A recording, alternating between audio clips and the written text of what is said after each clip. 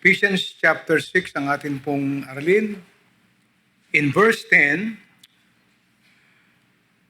"Finally, my brethren, be strong in the Lord and in the power of his might.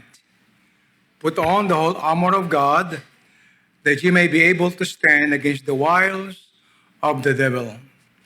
For we wrestle not against flesh and blood, but against principalities, against powers, against the rulers of the darkness of this world, against spiritual wickedness in high places.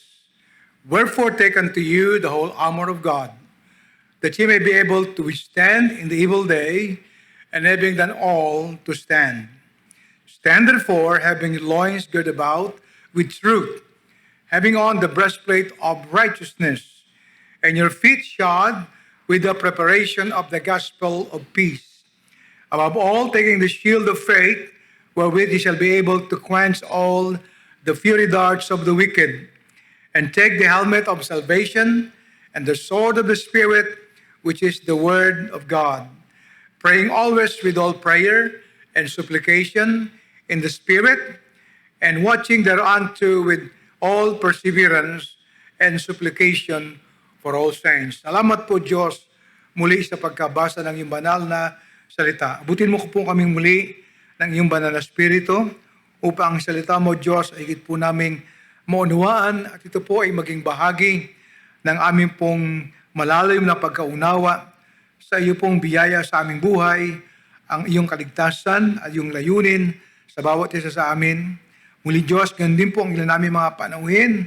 Salamat po sa kanang presensya. Magpala po kay Diyos na iyong salita sa kanila. Sa banal na pangalan ng aming Panginoong Hesus Kristo, ito pong aming dalangin. Amen. Thank you and be seated. So ngayong umaga po, ituuna po natin ang ating pag-aaral ng ating mensahe po ngayong umaga. Kung niyo pong matatandaan, last Sunday, nagsimula ako ng isang panibagong aralin patungkol po dito sa armor of God. At ako nagsimula doon sa pananampalataya, the shield of our faith. Now, going back to Ephesians chapter 6, kindly share your Bible sa ating mga panauhin in verse 17, "And take the helmet of salvation and the sword of the Spirit, which is the word of God." The sword of the Spirit, which is the word of God. One of the known president of United States of America, Abraham Lincoln. Ito po yung kanyang sinabi patungkol sa Bible. Sabi po niya, "All the good Savior gave to the world was communicated with this book that is the Bible."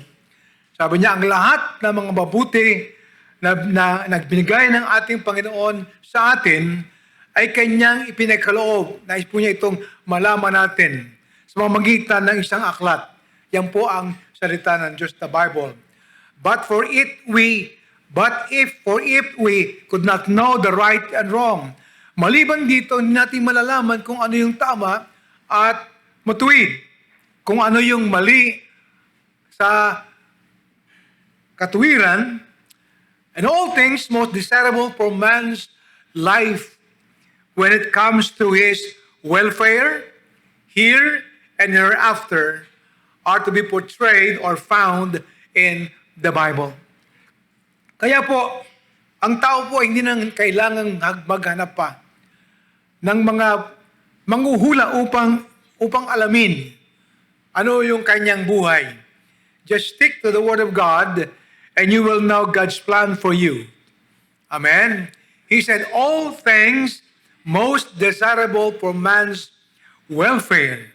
Yung mga bagay na gusto natin sa ating buhay, ngayon at pagkatapos ng buhay na ito, are to be found portrayed in the Bible. Ngunit ang isa po sa mga nakalulungkot sa mga nangyayari sa ating panahon, marami na mga tao ang bihira o marami na sa ating mga kaibigan ang nagbibigay ng pagpapahalaga sa salita ng ating Panginoon.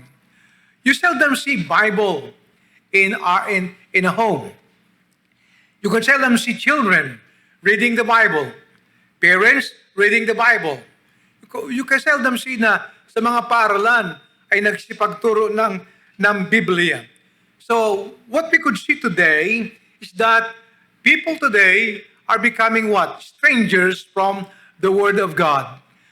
Ang isa po sa nakakalungkod pa ay doon po sa mga iglesia ng ating Panginoon, na kung saan nararapat ang mga Kristiyano, ang mga mananampalataya, ay silang mga dapat maging mga masugid na tagapagbasa at tagapagsubaybay ng salita ng ating Panginoon.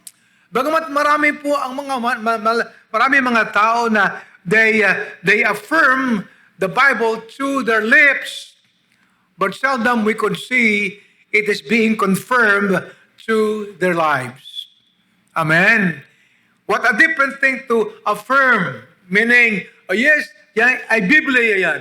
Naniniwala ako sa salita ng Diyos. You are affirming to it. And yet, it is not confirmed. Hindi na pagtitibay sa maraming buhay ng mga tao. Kung kaya masabi po natin, para bang ang salita ng Diyos ay wala nang claim, wala na po siyang otoridad sa buhay po ng mga tao sa ating kapanahunan. Ang sabi po na ating talata sa verse 17, take the helmet of salvation and the sword of the Spirit, which is the Word of God. Alam ba natin, of all the armor, yung buong kalasag na binigay ng Panginoon sa atin bilang mga mananampalatayang Kristiyano, there is only one armor that is provided for offense. There's only one. Yan po yung tabak ng Espiritu. Yan ang salita ng Diyos.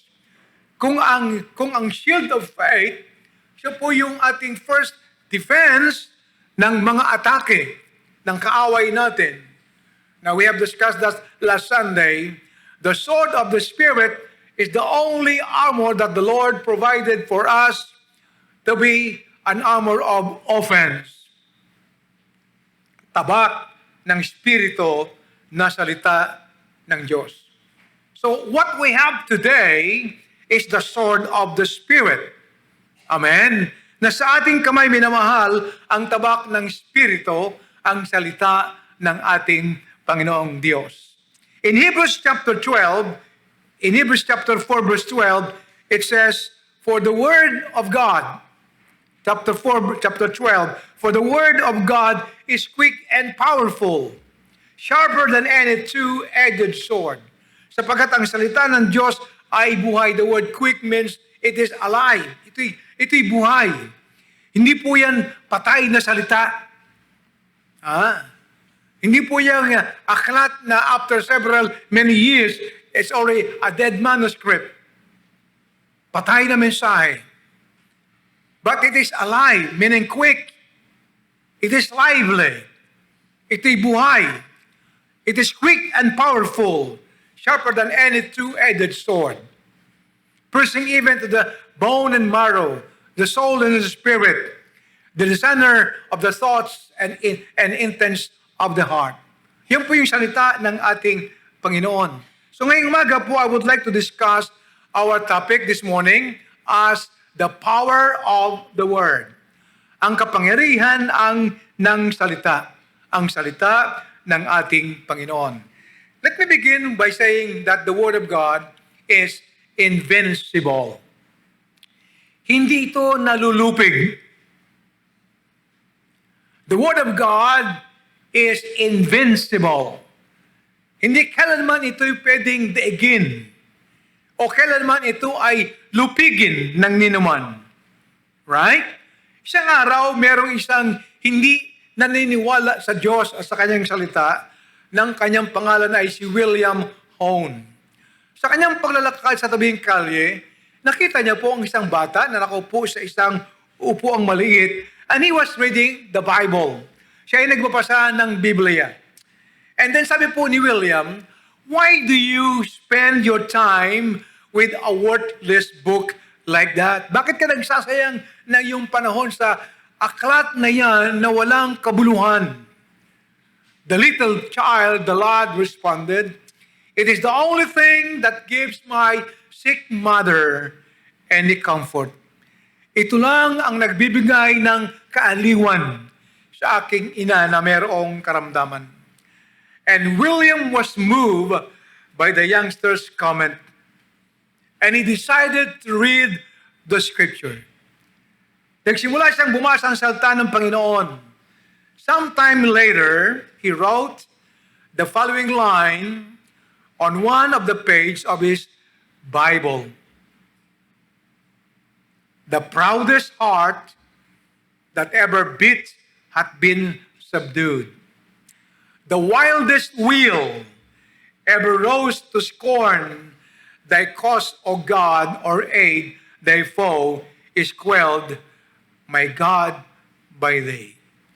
William Hone was transformed by the power of God. Amen. Because God's word is invincible. Hindi po ito kayang lupigin ng sino man. Ano po?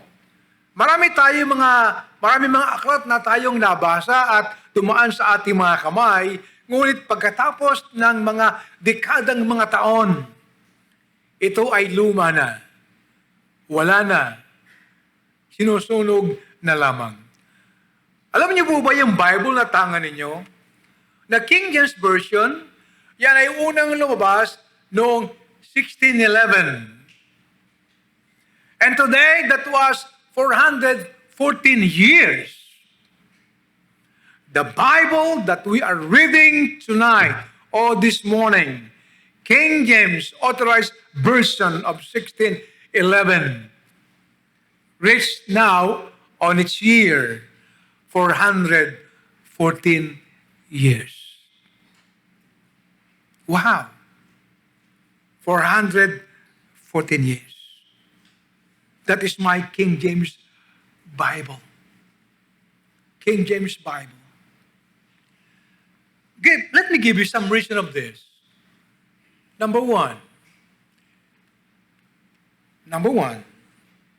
Sorry. It is invincible because of its great author. Ito'y hindi nalulupig sapagkat dakila ang may akda ng salita ng ating Panginoon. Amen.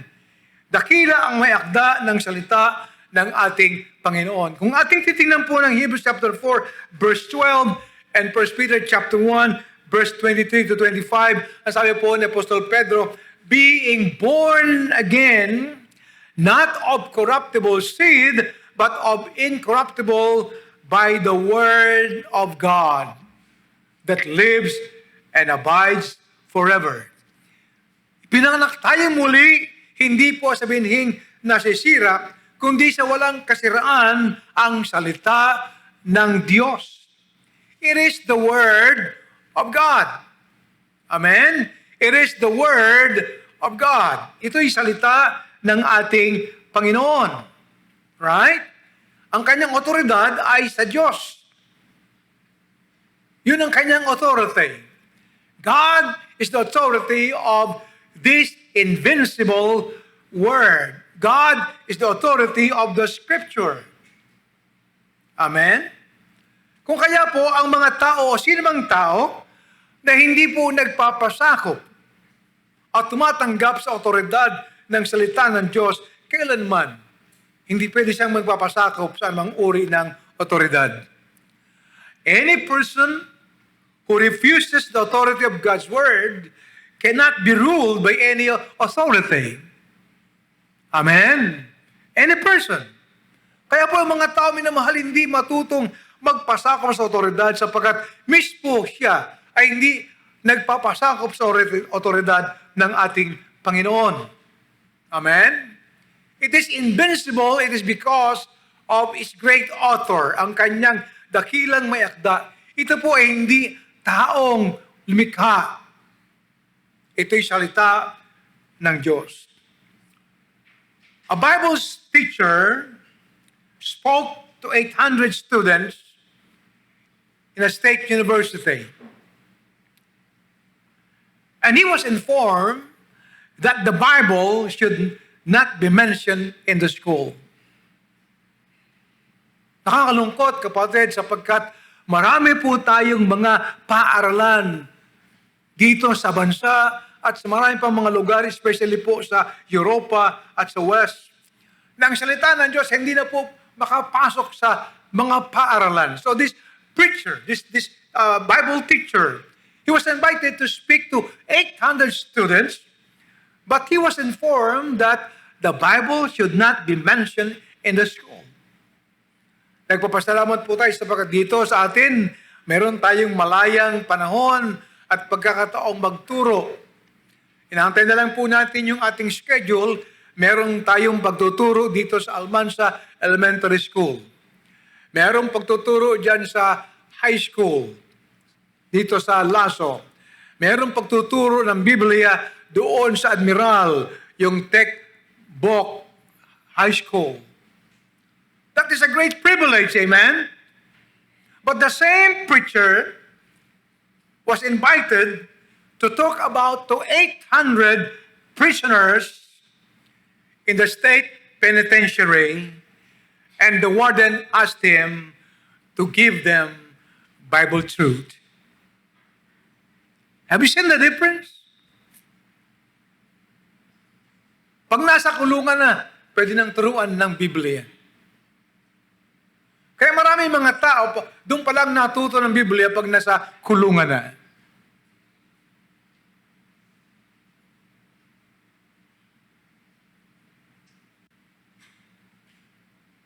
It is invincible because of its great author.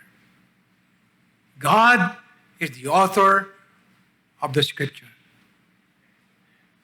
If you refuse the Bible, you refuse God. Because God is the author of the Scripture. Amen? Not only that, it is invincible because the greatness of the Word. The greatness of the Word. Ang kadakilaan ng kanyang salita. It is invincible because not only of its great author, yung kanyang dakilang may akda na ang Diyos. It is also invincible because of the greatness, ang kadakilaan ng kanyang salita. In 1 Timothy chapter 3, verse 16, tingnan po natin kung bakit dakila ang salita na ito. Una po, sa verse 16 na 2 Timothy, all Scripture is given by inspiration of God. It is inspired. Ito ay kinasiyahan. It is inspired. All Scripture is given by inspiration of God, and it is profitable for doctrine, for reproof, for correction, instruction in righteousness. Inspiration is the influence. Yung po yung influensya ng Diyos na kanyang binigay in the writing of the Holy Scriptures upang tiyakin na ang magiging produkto ng pagkakasulat ay eksakto at tama ayon sa ating Panginoon.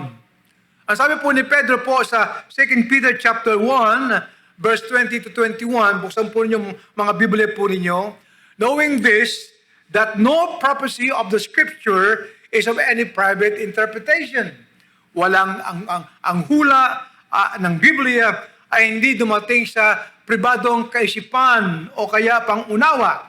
For the prophecy came not in old time by the will of man. Sapagkat ang hula ng Biblia ay dumating sa atin hindi sa kalooban ng tao, not of the will of man, but a holy men of God as they were moved by the Holy Ghost. It is inspired. The word inspired means God breathed. Remember Abraham o Adam?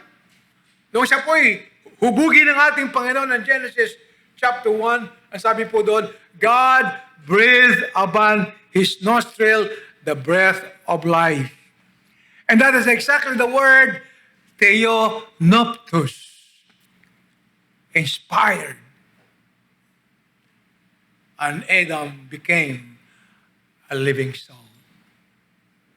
Amen? Theo means God.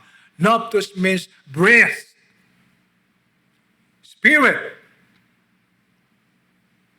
So yan po yung influence na binigay ng Panginoon natin sa pagkasulat ng kanyang invincible word. Amen? Kung kaya po magbabasa tayo ng Biblia na ito po ay binigyang buhay ng Diyos. Ito ay mayroong kapangyarihan mabigay sa atin ng pangunawa. Binubuhay tayo ng salita ng ating Panginoon. And then secondly, also it is infallible. It is infallible. Ano pa sabihin po na infallible? Hindi po nagkakamali. Amen? Infallible. Having the quality of never deceiving. Hindi nandadaya. Hindi po nangliligaw. The quality of trustworthiness, na pagkakatiwalaan. It is reliable. It is free from all errors. And that is the greatness of the Word. Ang salita ng ating Panginoon. Kaya po, ito'y dumating sa ating kasama na sabi po ni Pablo sa ating talata in verse 17, take the helmet of salvation and the sword of the Spirit, which is the Word of God. Our special armor for defense is the Word of God. It is invincible in its nature. Hindi pwede siyang lupigin ni naman. And then thirdly, it is indestructible. Its truth cannot be dead. Amen? The truth of God's Word is not dead. Hindi po patay.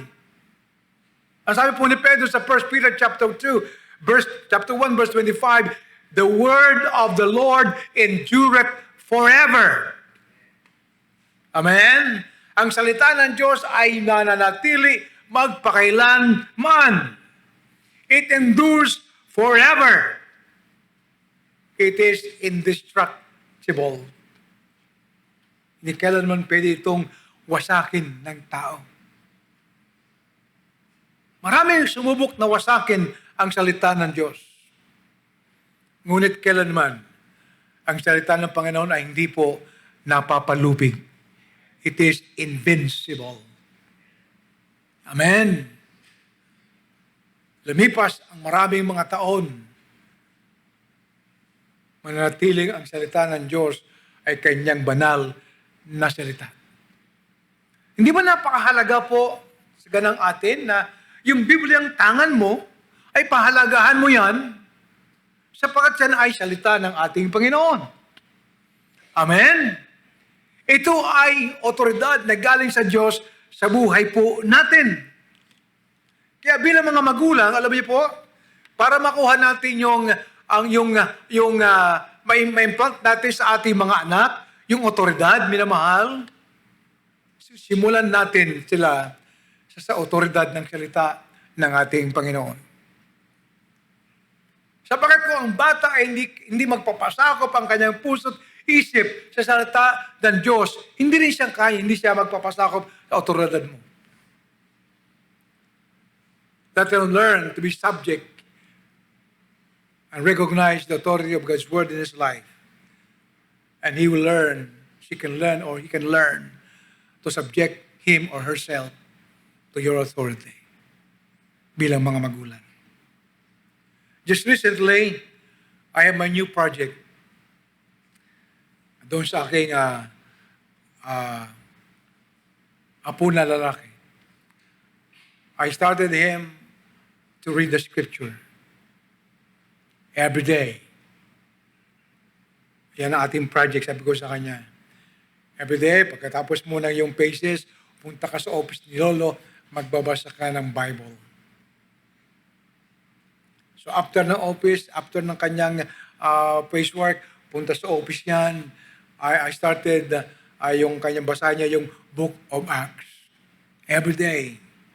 Pag sumala siya na isang araw, kinabukasan, 2 chapter ang kanyang babasahin. 1 chapter a day. Tapos na po siya ng Book of Acts. Chapter 1 hanggang chapter 28. Sabi niya, Lolo, saan pa susunod? Book of John ka naman. Basa lang. Hindi ko pa ito pinapaliwanag. Basa lang.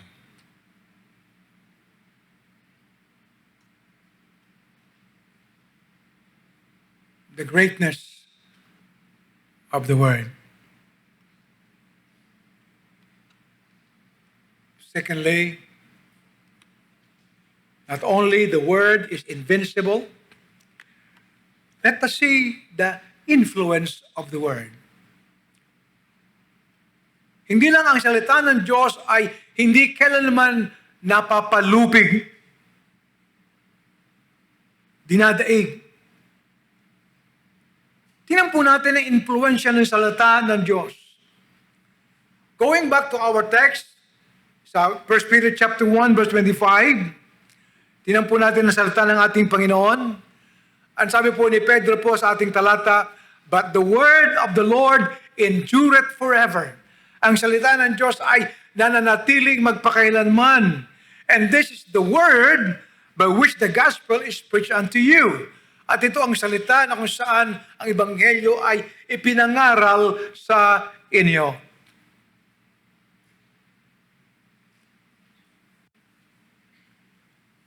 One Christian orator and writer, Mark Twain, he said, most people are bothered by those passages in the scriptures which they cannot understand. Sabi niya, marami sa mga tao ang nababahala doon sa mga pahina, mga nababasa na sa Biblia o sa kasultan na hindi na nauunawaan. But he said, but as for me, I always notice, sige po, pakisagot niyo muna yan. But as for me, I always notice that the passages in the scriptures which bothered me most are those which I do understand. And it's true. Hindi ba nakakabagabag, minamahal, na yung salita ng Diyos ay alam natin, pero tayo hindi natin ginagawa? Tama po ba? That must bother us Christian, knowing the scripture, and yet, wala po tayong personal obligation na ito'y ating gampanan o gagawin. Now, let me show you what are the influences of the Word. Influences of the Word. Number 1, it has the power to change, or repentance power. Ito'y mayroong kapangyarihang magdala sa tao sa pagbabago. Repentance power. Ang salita ng Diyos ay hindi po niya binabago. Ito'y mananatiling mensahe ng Panginoon, an ageless message, dynamic, life-changing Word of God. Sabi po ni Pedro po, sabi po ni Paul sa 1 Corinthians chapter 15, verse 1 to 3, sabi po niya, I declare unto you the gospel which I received and preached unto you, how that Christ died, was buried, and rose again. Alam ba natin mga kapatid na ikaw at ako bilang mananampalataya ni Kristo at ang ating buong iglesia ay inihanda na ng Diyos sa mga nararapat nating ipangaral sa tao? We don't need to make another message for people to be changed. We have the scripture, right? We have the gospel of the Lord. It has the power to change the heart of man. It has the power to change the mind of man. It has the power to change the life and the habit of man. For example, si Paul. Sabi po si Paul sa kanyang testimony sa 1 Timothy chapter 1, verse 13 to 16, sabi po niya, who was before a blasphemer. Siya po yun. Persecutor, injurious. I obtained mercy because I did it ignorantly in unbelief. In verse 16, sabi po niya, and this is a faithful saying and worthy of all acceptation, that Christ Jesus came into the world to save sinners, of whom I am chief. Ito'y tapat na pasabi at nararapat na tanggapin na si Kristo naparito upang iligtas ang mga makasalanan na ako nga ang pangulo nito. Sabi po ni Lucas 19:10, for the Son of Man, that is Jesus, is come to seek and to save that which was lost. It has the power to change the person. Ikaw at ako ay katunayan ng pagbabago ng salita ng Diyos bilang katunayan nito sa ating kapwa, maging sa ating mga sarili. Not only it has the influence to cause a person to change his mind, his heart, his lifestyle, it has the power to restore. The restoring power ng salita ng Diyos. Pinanunumbalik, minamahal po nito ang enerhiya ng iglesia upang tayo po, mga kapatid, ay makapaglingkod sa ating Panginoon. Restoring the vigor of the church. Alam niyo po, pagkamisan, ang simbahan po ng ating Panginoon, kinatatamaran na ang paghayo, ang pagbabahagi ng salita ng ating Panginoon. But every time we think of the power of the gospel of Christ, sabi po ni Pedro, sabi po ng ating Panginoon, ako'y hindi nahihiya na ipangaral ang ebanghelyo ni Kristo, sapagkat ito ang kapangyarihan sa pagliligtas. Kung hindi tayo mangangaral ng ebanghelyo ni Kristo, yung siya'y namatay, inilbing at nabuhay na maguli, wala na ibang kapangyarihan pang magligtas sa tao. Wala na. So it restores the church vigor for the gospel preaching. Ephesians chapter 1, verse 13, ang sabi po ni Pedro o ni Paul, in whom you also trusted after you have heard the word of the truth, the gospel of your salvation. Ano po yan? Yung ebanghelyo ng ating kaligtasan. So even unbelievers themselves, the Bible has the power to restore their trust to the Word of God. Amen. Pinanumbalik nito ang kasigasigan ng mga Kristiyano. Yung ating pong pagiging masigasig na mananampalataya. Many years ago, there was a man named Ron Wyatt. He was an archaeologist. And one of his discoveries of finding where is Mount Sinai. Because there are two places. Mount Sinai in Egypt, Mount Sinai in Arabia. Ngunit pinatotohanan ni Ron Wyatt that Mount Sinai was not in Egypt, not part of Egypt, but part of Saudi Arabia. At doon po sa kanyang discovery, one of the mountains of Saudi Arabia, yung Mount Sinai, kaiba po siya sa mga bundok na kapatid kasama po nito. Sapagkat ang tuktok ng bundok na yon ay kulay itim. Because there in the Mount Sinai, God spoke to Moses. God gave him the table of stone where there is the lightning and the thundering. At yung bundok na yon ay halos matupok ng apoy. And then just recently, scientists and archaeologists not trying to prove the Bible, but to find history. But what they found is different. Not history, but the authenticity of the Word. Amen.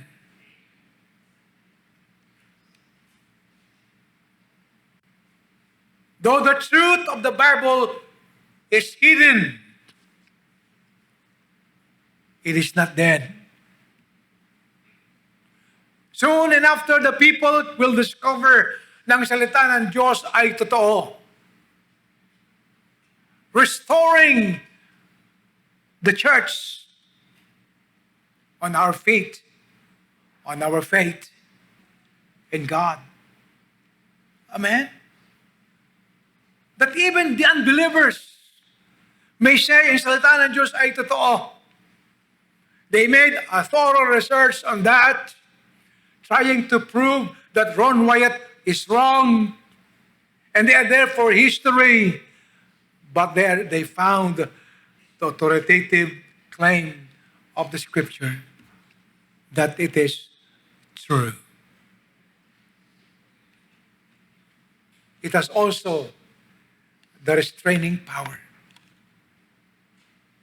It has the restraining power.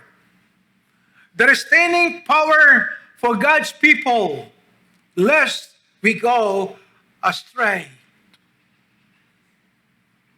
Hindi ba tayo mga kapatid ay ganoon? In Psalm 119 verse 11, the psalmist says, "Thy word have I hid in mine heart, that I might not sin against thee." You know what restrains you?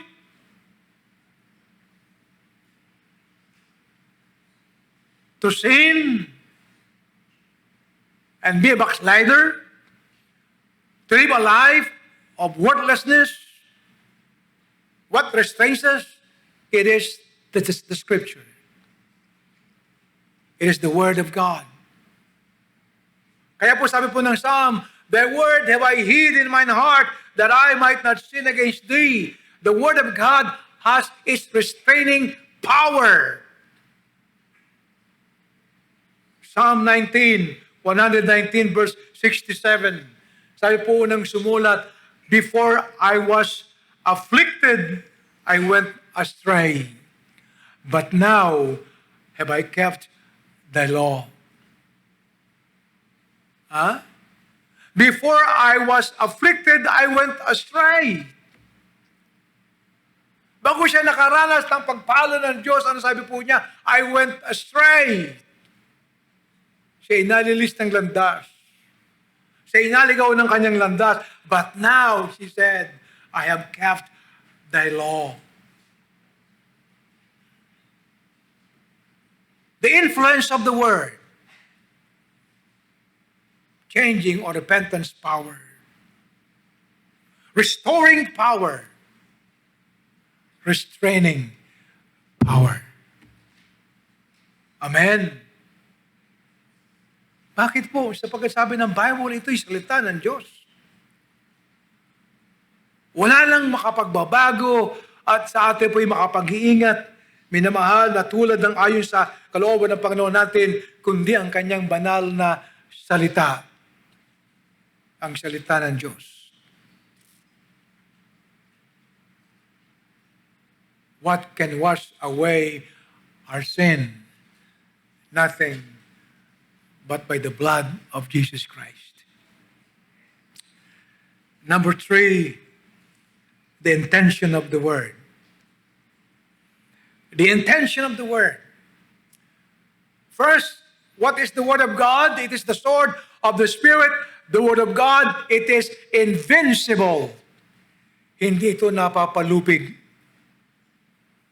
Because of its great author, it is God's Word. Because of the greatness of the Word, it is inspired. Amen? It is infallible. It is indestructible. And in its influence to change us, to cause us to repent, to change, to restore, to restrain. The intention of the Word. 1 Peter chapter 2, verse 2. 1 Peter chapter 2, verse 2. Ang sabi po ni Apostol Pedro, as newborn babes. Katulad ng mga bagong silang na mga sanggol. Desire the sincere milk of the Word that you may grow thereby. Now, have you seen, Apostle Peter did not say, did not only mention as a newborn babe. He said, babes. Katulad natin ay mga sanggol. Sabi po ni Pedro, katulad ng mga bagong sanggol na isinilang, nasahin ang dalisay na gatas ng salita, that you may grow thereby. The word sincere means walang pollution, walang contamination.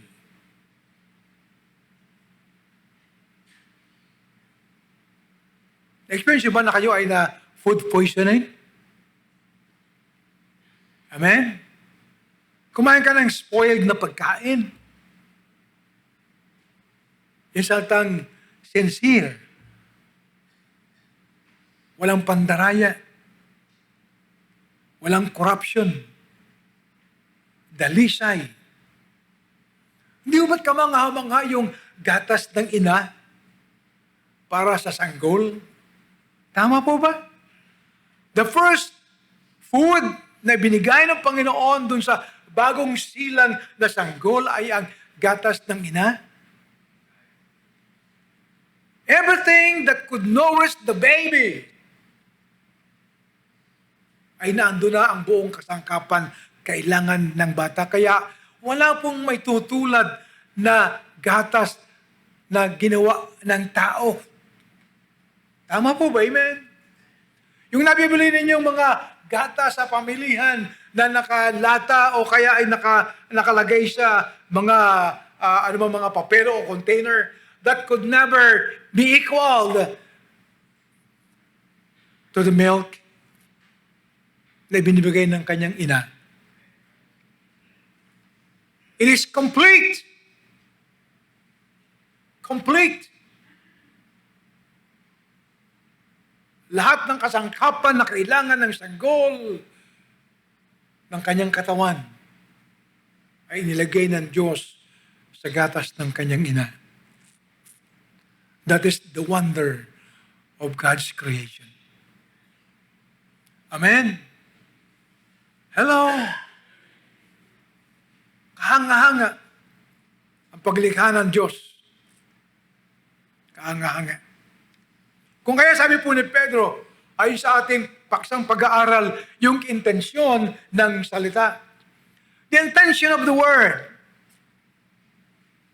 As a newborn babe, katulad ng bagong silang na mga sanggol, nasahin ninyo ang dalisay, walang daya, walang pangloloko, hindi kontaminado ang salita ng Diyos, that you may grow thereby. Amen? Kung tayo po na nararahuyo tayo doon sa, wow, ang sarap ng pagkain, ang bango-bango, ang gandang tingnan. Pero alam niyo po, ang nakuha niyo doon, kakaparanggot lamang para sa iyong kailangan ng katawan mo. Marami doon nagdudulot sa iyo ng sakit. Tama ba? Hindi sincere. Masarap lang sa dila. Mabango lang sa ilong. Ngunit pag na-digest na ng ating katawan, hindi kalusugan, kundi karamdaman. Tama ba?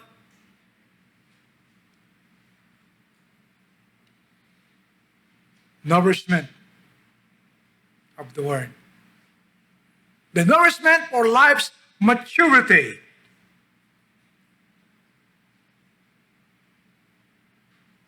Ano po yung salitang nourishment? Kung ano ang kailangan ng katawan ng baby, ay kailangang mapunuan.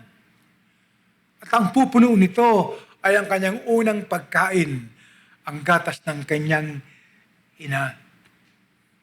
The same thing, sabi po ni Pedro sa atin, bilang mga Kristiyano, katulad natin ay ang mga sanggol, nasahin mo ang dalisay, walang daya na salita ng Diyos. Amen? Nourishment for life's maturity, that you may grow thereby. Tama po ba, amen?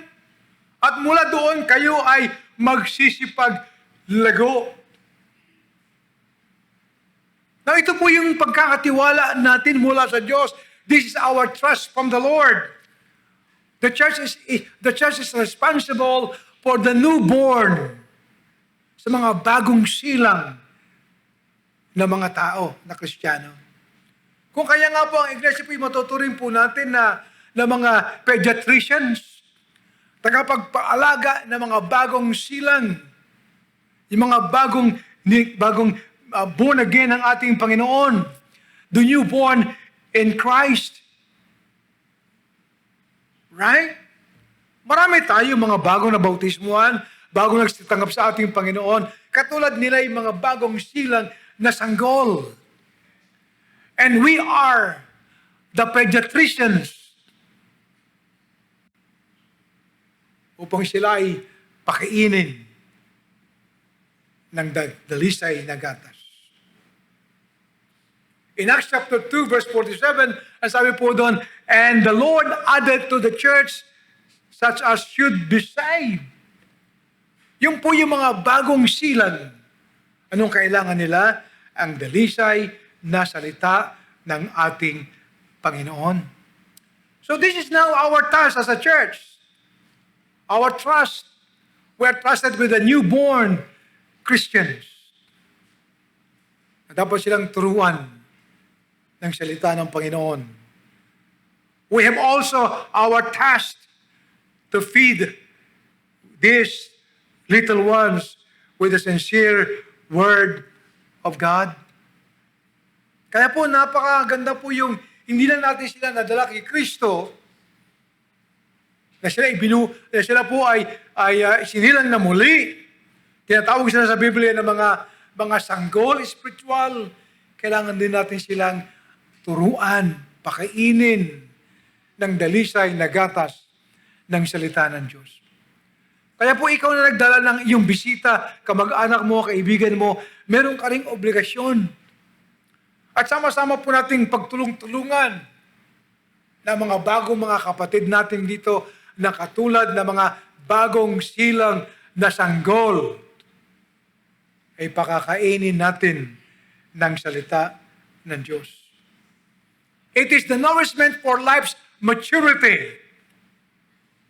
That's one intention of the Word. Layunin ng salita for our spiritual nourishment, that you may grow thereby. Hindi po minamahal na titigil yung ating pangangailangan ng salita. Amen? That you may grow. You see, there is the purpose of growth. Ganon din ikaw at ako physically. Mula sa pagiging sanggol, mayroong proseso ng ating paglago. Ganyan din ang ating spiritual na pamumuhay upang kayo mula doon ay magsisipaglago, meaning matured na tayo. Darating ka doon sa antas ng buhay mong Kristiyano na hindi ka na parang katulad ng sanggol at munting bata. Ikaw ay nagiging matatag na. Matibay na sa iyong pananampalataya. Alam mo na kung anong dapat mong gawin na kalooban ng Diyos sa iyong buhay. Amen? That is one intention of the Word for our nourishment towards maturity. Secondly, for the newness of life's goal. Upang tayo magkaroon, minamahal, ng pagbabago sa ating layunin ng ating buhay. Na dati-tari tayo ang ating iniisip lang ng ating layunin, yung sa sarili lang natin. Binago na salita ng Diyos. Pag tayo naging spiritual matured na tayo, that you may grow thereby, part of growing is the change of the newness of life's purpose. Yung pagkakaroon ng pagbabago sa layunin ng ating buhay. Philippians chapter 1, verse 21, Apostle Paul said, "For me to live is Christ." Sa ganang akin na ang mamuhay ay para kay Kristo at ang mamatay ay pakinabang. Wala na yung kanyang selfish ambition na sa ganang akin kay Pablo, sa ganang akin sa akin. Now, sabi niya, sa ganang akin ang mamuhay ay kay Kristo. He understood the intention of the Word. Nagkaroon siya ng pagbabago ng kanyang layunin ng kanyang buhay. Galatians 2 chapter 2 verse 20. Sabi po ni Pablo, I am crucified with Christ. Ako'y napako na kasama ni Kristo. Nevertheless, I live. Ganun pa man ako'y nabubuhay. Yet not I, but Christ liveth in me. Ngunit hindi ako si Kristo na namumuhay sa akin. And the life which now I live in the flesh. At ang aking buhay na aking pinamumuhay sa laman ay aking pinamumuhay sa pananampalataya sa anak ng Diyos. You see the intention of the Word?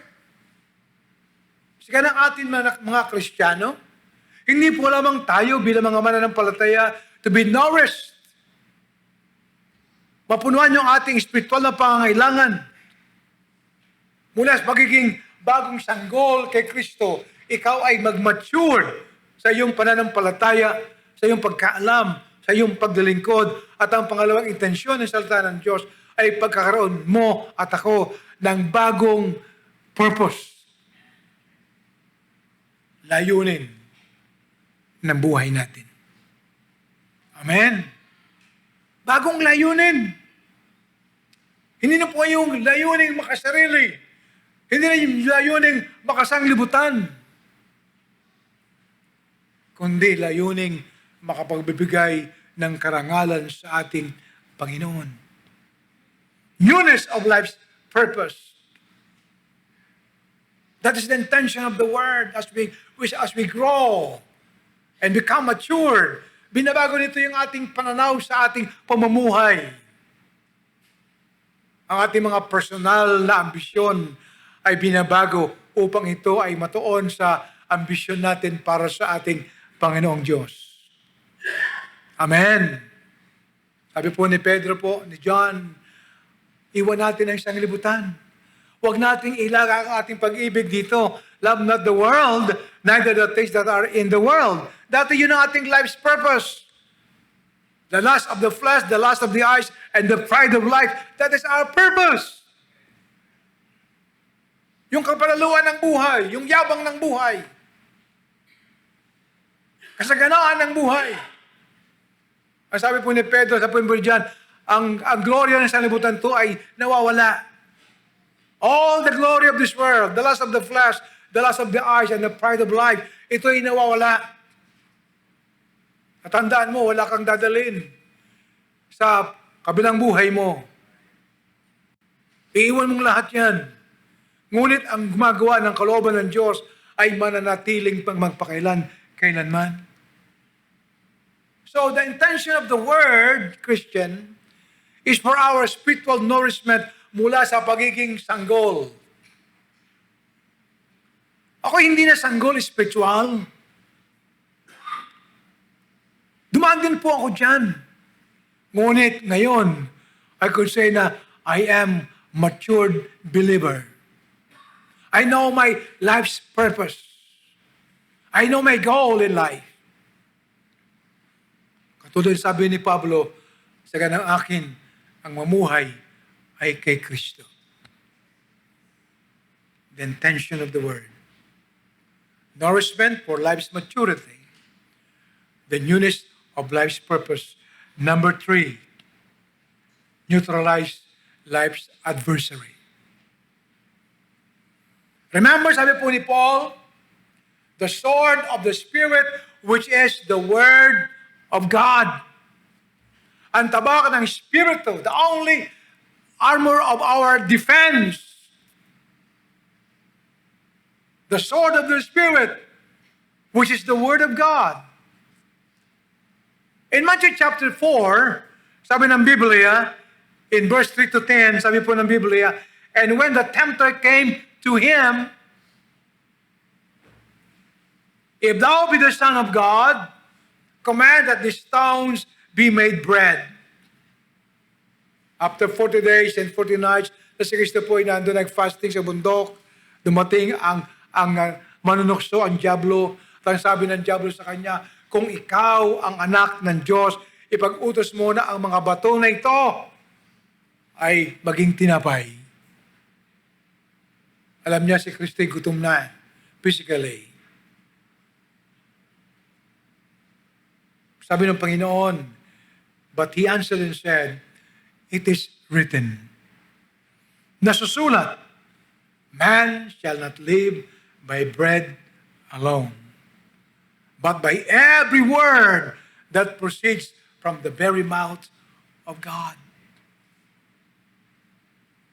The Word of God has the power to neutralize our enemy.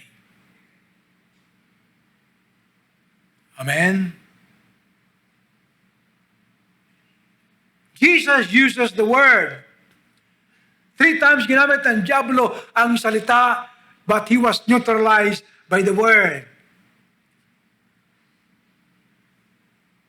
Amen? Ikaw at ako, we have no power to defeat Satan. That power only belongs to God. But we have the sword of the Spirit, which is the Word of God. Amen? The only armor for offense. And it could neutralize our life's adversary.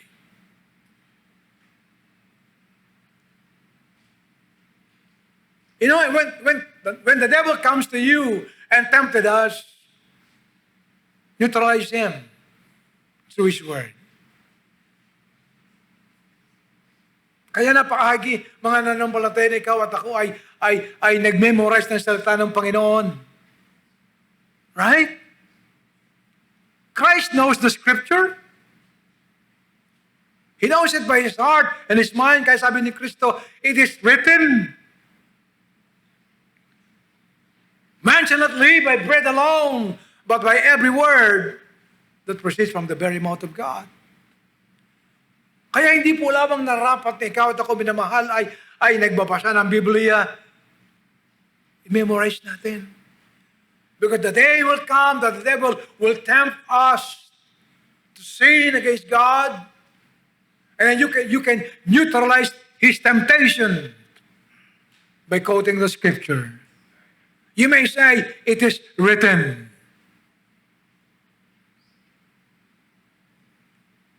When you are tempted,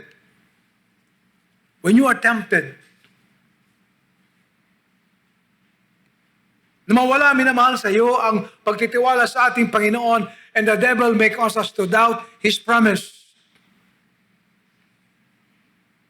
Neutralize him through the power of His Word.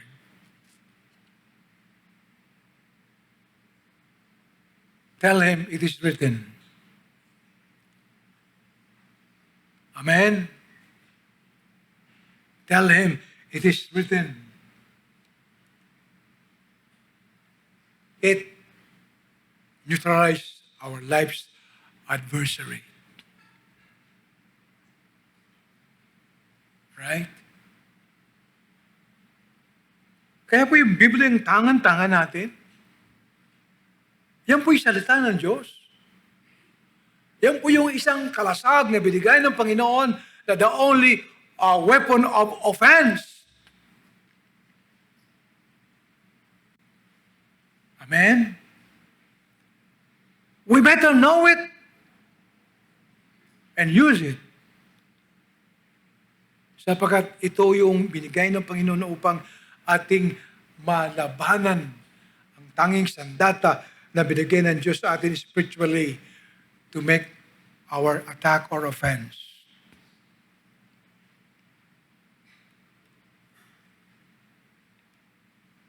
The Word of God changes life. Ang salita ng Diyos ay nagbabago ng buhay. And it has the power to alter destinies. Baguhin ito ang destiny ng tao mula sa kamatayan hanggang doon sa buhay. Hindi ba tayo po yun? Na ikaw at ako na dating hiwalay kay Kristo, ang ating destiny is what? Hell. Kamatayan. Ngunit kay Kristo at ang kanyang salita, binago nito ang ating buhay. It altered destinies from death to life. Maybe some of you have heard this story, but I want to use it again. It may be a blessing for those who have not heard it. At the same time, para sa atin, bilang mga mananampalataya.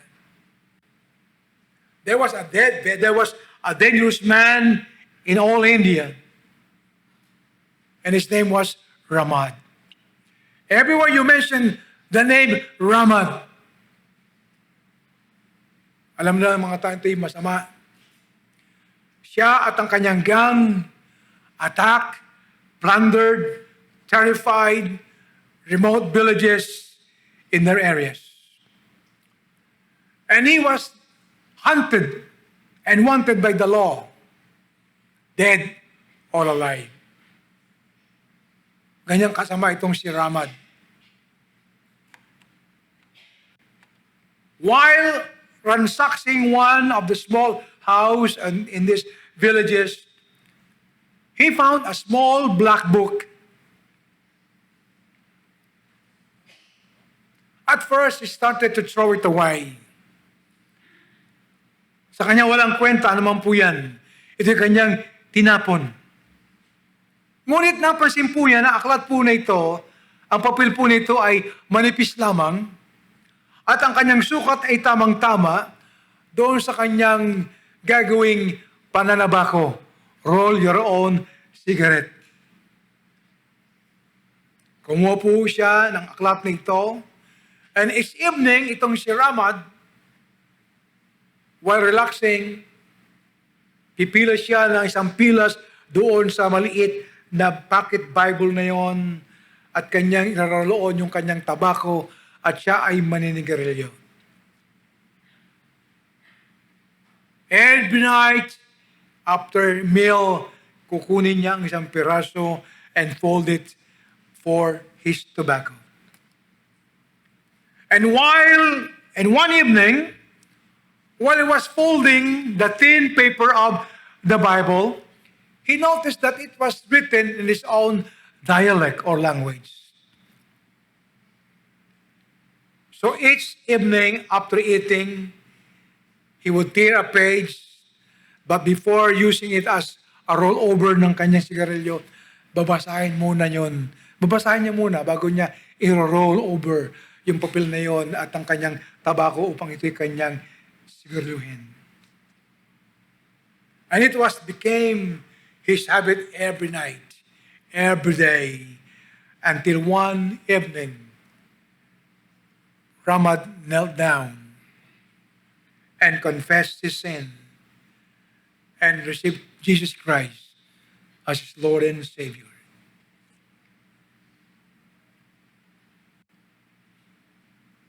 What he did next is amazing. Unbelievable. he turned himself over to police. Sinuko niya yung kanyang buhay doon sa sarili niya doon sa pulisiya.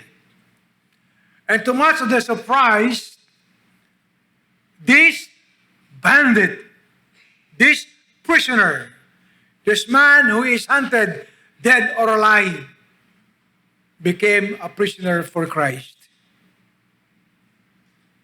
The prison became his mission field, starting to share his faith to his inmates. And many inmates turned their lives to Christ. God's word made a change in his life. And that is the power of the word. Amen? That is the power of the scripture. Yan yung kapangyarihan, minamahal ng salita ng ating Diyos. Right? Because it is invincible.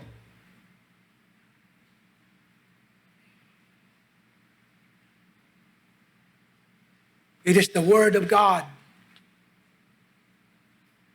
It is inspired.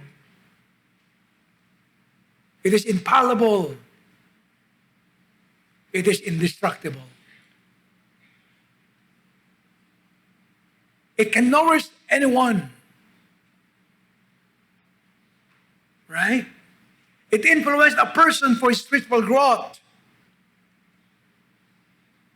Kaya tayo bilang mga Kristiyano, hindi na dapat ikaw ay manatili na lamang na isang sanggol na palaging bagong sinilang na sanggol. Amen?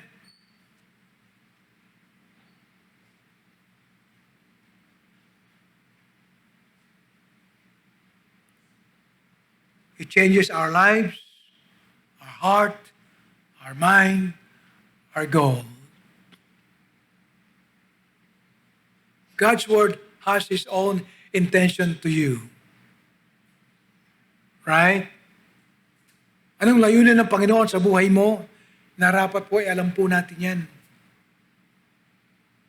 Ang ating Diyos ay kanyang nais na ikaw at ako mula sa bago nating buhay kay Kristo, lalago tayo sa isang panibagong buhay natin sa ating Panginoon.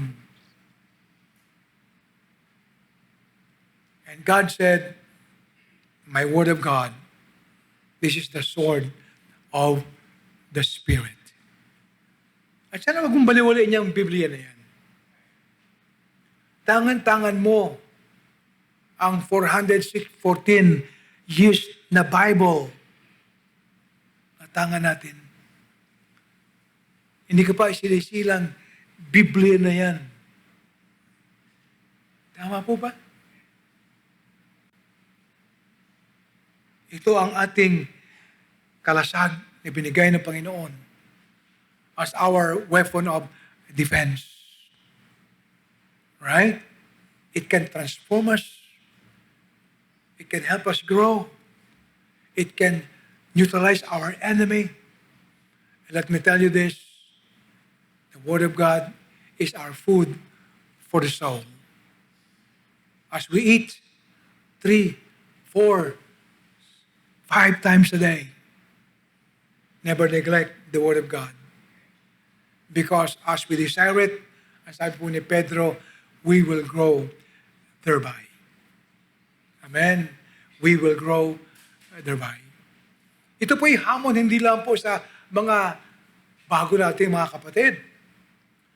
Sapagkat sila mga mistulang, mga sanggol na bagong silang. Ganun din po naman sa ating mga malalakit na o matatagal ng mga mananampalataya. Alam niyo po, dumadating nga po yung problema sa pagbabasa ng Biblia. Pag ang Kristiyano po'y tumatanda na. Pag kami siyan pinanghihinawaan na ng Kristiyano, binibitbit na lang niya ang aklat. Pero hindi niya naranasan pa sa buhay niya na siya ang bitbitin ng Biblia. No, don't neglect your Bible. Because the day will come that the Bible that you carry today will carry you through in life of your difficulties.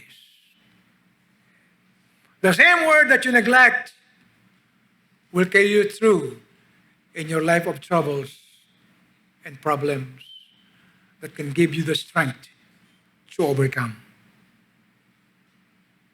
Amen?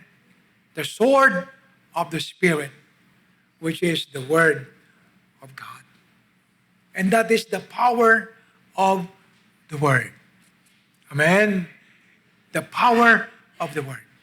Shall we all stand up, please, and we will pray. Tayo po natin mananalangin. Salamat po, O Diyos, ngayong umaga. Maraming salamat po sa iyong mayamang biyaya. Maraming salamat po, O Diyos, sa tabak ng Espiritu, ang salita ng Diyos. Maraming salamat.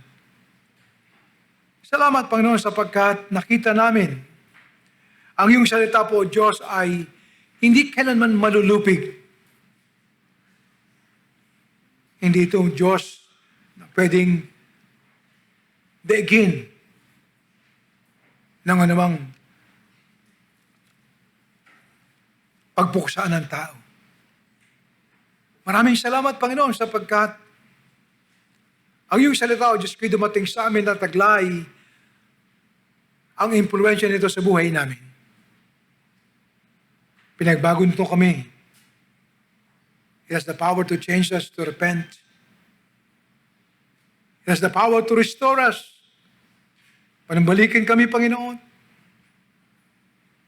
It has the power to restrain us. Pigilan kami sa buhay ng pagkawala, pagkapahamak.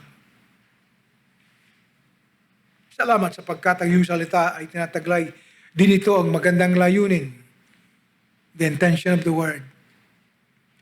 Nawa po ang bawat isa sa amin, Panginoon, ay makita ang pagbibigay ng pagpapahalaga sa iyong banal na salita.